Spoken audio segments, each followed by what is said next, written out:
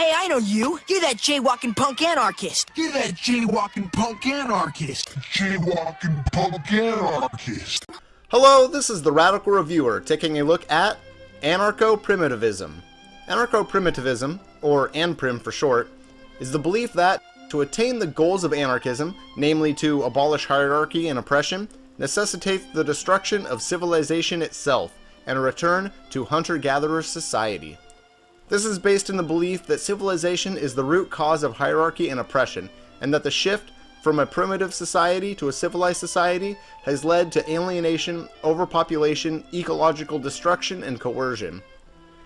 This is because the advent of agriculture has caused humans to violate essential laws of nature, and the creation of civilization necessitates resource exploitation, which is, at its core, based on violence. This culture steals land bases from all their inhabitants, human and non-human alike, and then destroys them. That's what it does. We need to never forget that, and if we are to survive, we need to stop the planetary murder. Anarcho-primitivists look at alienation, consumer culture, factory farming, landfills, oil spills, toxic pollution, and other ecological destructions modern society has brought us, and conclude that returning to primitivism is the only solution. A lot of anarcho-primitivist theory hinges on the coming of a great crash, some sort of apocalyptic, ecological, or economic crash that is going to befall society if things continue on the current path. And so, the basis of the theory involves destroying enough civilization to avert the crash before it happens, or at the very least, to soften the crash. This stance may seem noble. After all, in our current society, and especially in disaster situations, vulnerable and marginalized communities are hurt the worst. However, you may have spotted some problems in this view. Here are some critiques I've found. 1. Anarcho-primitivism is romantic.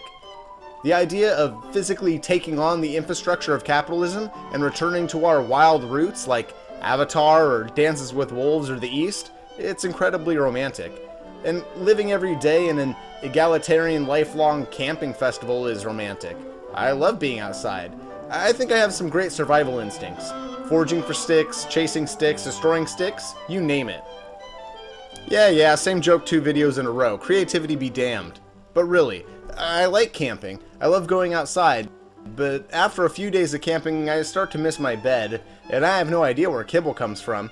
And what if I get injured? I can't imagine what that would be like in hunter-gatherer society. Something about slowly dying of an infected broken leg in the middle of the woods on a cold winter night doesn't sound so romantic. 2. Anarcho-primitivism is defeatist at best and accelerationist at worst. Rather than trying to use any of the infrastructure and technology we've amassed over the centuries to create a better world, they argue that survival can only come from abandoning these infrastructures.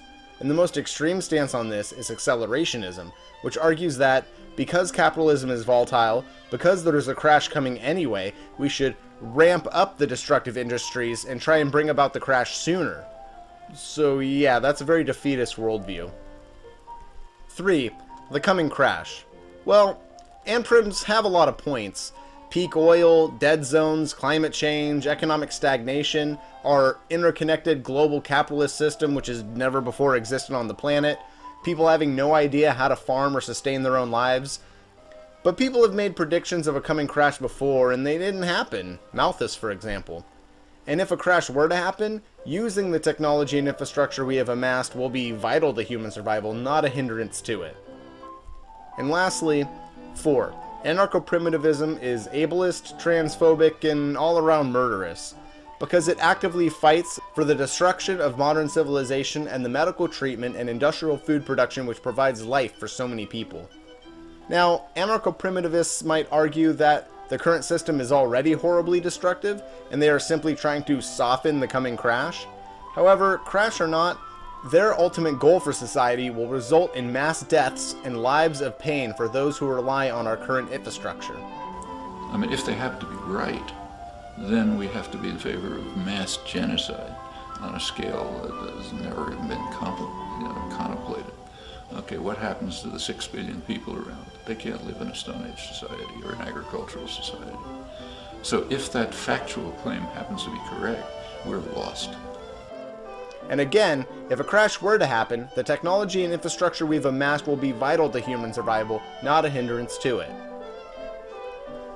There's also false critiques, namely that anarcho-primitivists are hypocrites because they critique civilization and yet most don't go off the grid all into the wild. But this critique is hilariously false. We can exist in a society and critique it too, imagine that. So why does anarcho-primitivism matter? Well, they do make some good points. We should pay attention to the alienation of consumer culture, ecological destruction, the depravity of third world sweatshops, deforestation, and pollution.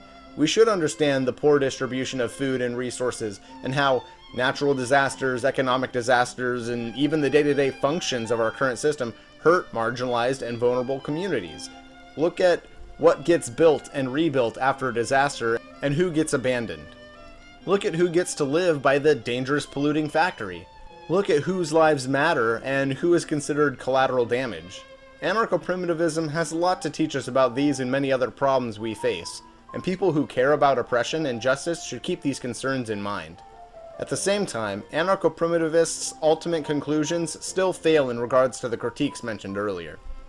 Let's look at it this way. I disagree with the libertarian worldview. I'm an anti-capitalist.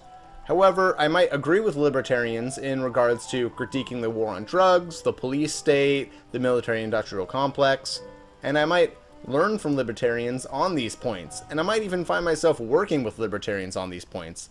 Yet, if I disagree with their worldview, I need to understand where the agreements end and the critique and the disagreements begin. So, with this in mind, we might choose to learn from anarcho-primitivists. We might even choose to work with them on certain issues.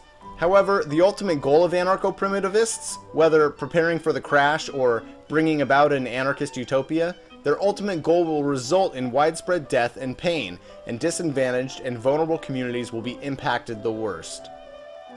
If you're interested in more information on anarcho-primitivism, I recommend Ishmael by Daniel Quinn. It's a novel, it's accessible, it's fairly short, and I did a review on it a few years back, which is crap quality, I know, but hey, I was only 2 back then, so cut me some slack.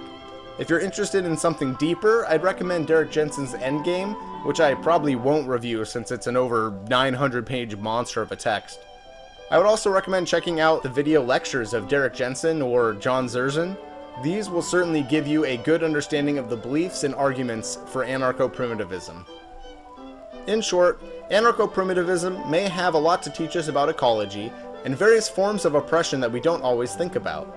However, the ultimate goal of anarcho-primitivism will lead us to mass death and pain, and abandonment of the infrastructure which will be required for sustaining life, whether or not the crash ever comes. If you're interested in radical theory, looking for a book recommendation or whatever, you can get your radical reviews here with the Radical Reviewer. Thanks for watching.